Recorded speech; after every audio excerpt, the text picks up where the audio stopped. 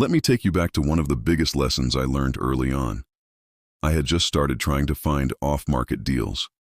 I kept hearing people say, go find distressed properties. So in my head, I'm thinking, all right, I'm looking for the worst house on the block.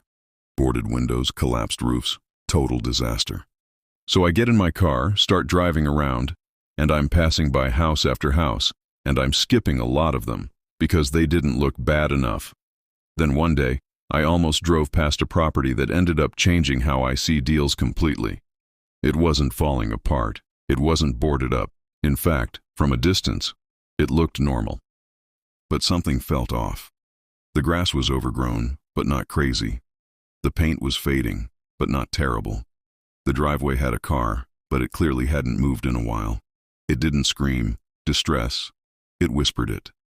And that's when I realized something most beginners miss.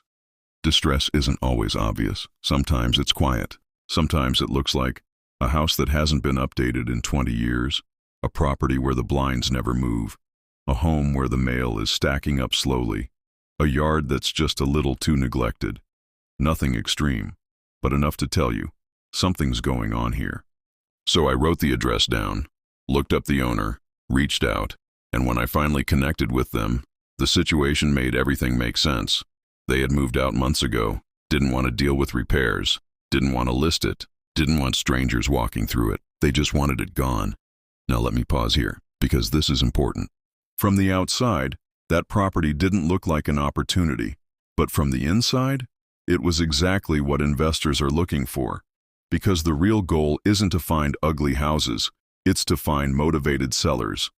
That's the shift, because you can have a terrible house with an unmotivated seller, no deal. Or a decent house with a motivated seller, great deal. And most beginners get that backwards. They focus on how the property looks, instead of what the situation is. Now let me take it a step further. There are different types of distress you need to understand. Not just physical distress, but life distress.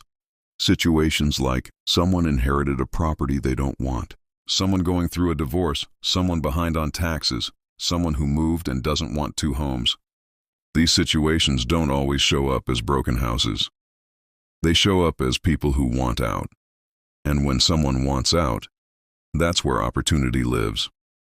Because now the conversation changes. You're not negotiating against a price. You're solving a problem. And when you solve a real problem, price becomes flexible. That's how investors create equity going in, not by getting lucky, but by understanding what they're actually looking at. So now when I drive neighborhoods, I'm not just looking at houses, I'm reading situations. I'm asking, what story does this property tell? Because every deal starts with a story. And if you can understand that story, you can find opportunities other people drive right past every single day. Follow me, because in the next video, I'm going to show you exactly how to approach these owners the right way, so you don't kill the deal before it even starts.